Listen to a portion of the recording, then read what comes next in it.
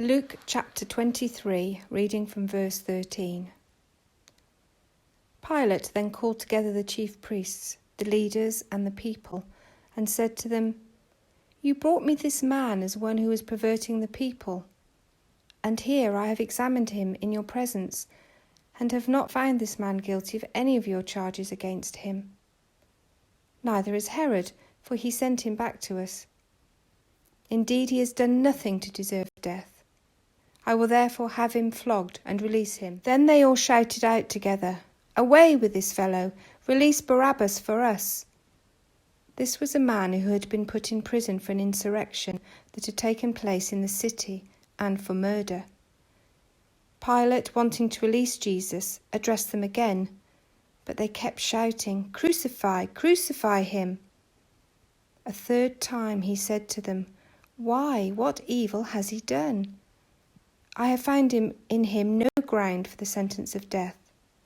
I will therefore have him flogged and then release him." But they kept urgently demanding with loud shouts that he should be crucified, and their voices prevailed. So Pilate gave his verdict that their demand should be granted. He released the man they asked for, the one who had been put in prison for insurrection and murder, and he handed Jesus over as they wished. Release Barabbas for us. The carefully ordered plot of Luke's Gospel almost unravels into chaos at this point. In 6 masterfully tight verses, he brings together so many voices, so many plots, so many possible trains of thought for us to follow. Yet at the heart of it all is a simple, ghastly truth. A murderer they save, the Prince of Life they slay. Release Barabbas for us. There is a strong resonance here with Deuteronomy chapter 30. The people of Israel stand on the threshold of the Jordan, freshly installed in the promised land after being released from slavery in Egypt. Up until now, they have been at the mercy of events. But now they are free. Now they must make their own choices. And now they must live with the consequences of their own decisions. And so God addresses his people on the threshold of their freedom, saying this: "See, I have set before you today life and prosperity, death and adversity. If you obey the commandments of the Lord your God that I command you today, loving the Lord your God and walking in his ways and observing his commandments, then you shall live and become numerous, and the Lord your God will bless you in the land that you are entering to possess. But if your heart turns away and you do not hear, but are led astray to bow down to other gods and serve them, I declare to you today that you shall perish. You shall not live long in the land that you are crossing the Jordan to enter and possess. I call heaven and earth to witness against you today that I have set before you life and death, blessings and curses. But choose life, so that you and your descendants may live." The consequence of liberty is that from now on they must choose. It is an unaccustomed position. For all the strictures of slavery, there is a weak comfort in being able to say, "But I had no choice." But freedom denies us that hiding place. For good or ill, we are judged by the choices that we have made ourselves. And when our choices are judged, we are shown up for who we truly are. It is deeply personal, crushing, condemning. It is so intimidating a prospect that we would rather return to Egypt rather than bear the burden of having to bear responsibility for ourselves. It would be easy to choose death. But choose life, says God. Choose life, he calls out every time temptation assails us, whatever that temptation is, whatever the clamour of voices around us, whatever the conflicting plots, whatever the conflicting options before us. God calls out among it all, "But choose life." But when the crowd calls out, "Release Barabbas for us," they choose death. It is the final answer to God's urgent plea on the far side of the Jordan. But if you turn aside and your hearts are led astray, then I declare to you that you will perish, and you will not live long in the land that you are crossing the Jordan to enter and possess. This is a scene rich in irony. The people are celebrating Passover, the festival of freedom, and the choice they're given between Jesus and Barabbas is seen as part of those Passover celebrations.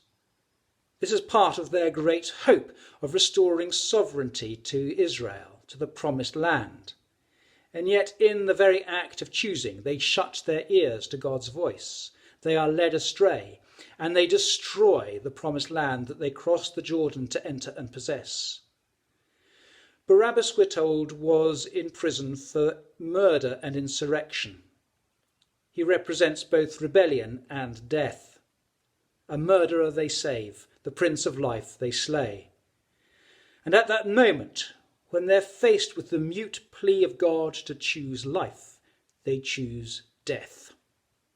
This is the moment when Israel died, when all their hopes of sovereignty in the promised land came crashing down.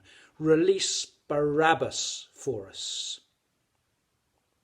Except that it wasn't the moment when Israel died, because at the very moment of their utter failure, God himself steps in and redeems them.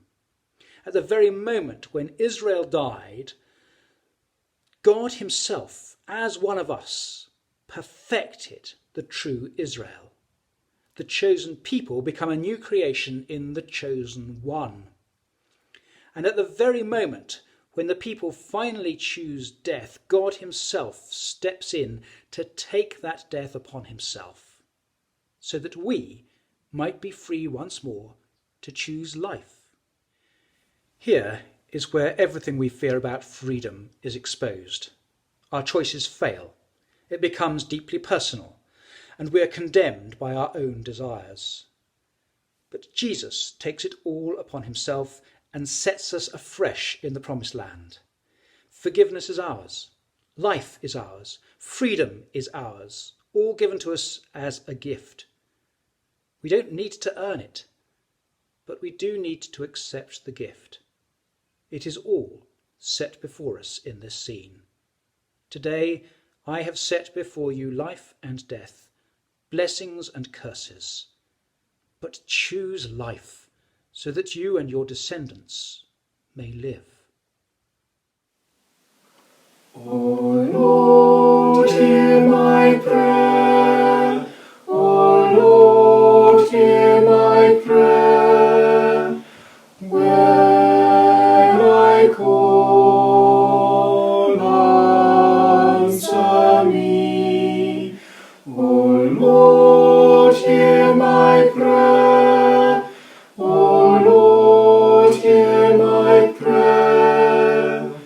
Come and listen to me. O Lord, hear my prayer. O Lord, hear my prayer. When I call, answer me. O Lord, hear my prayer. O Lord, hear my prayer. Come and listen to me. O Lord,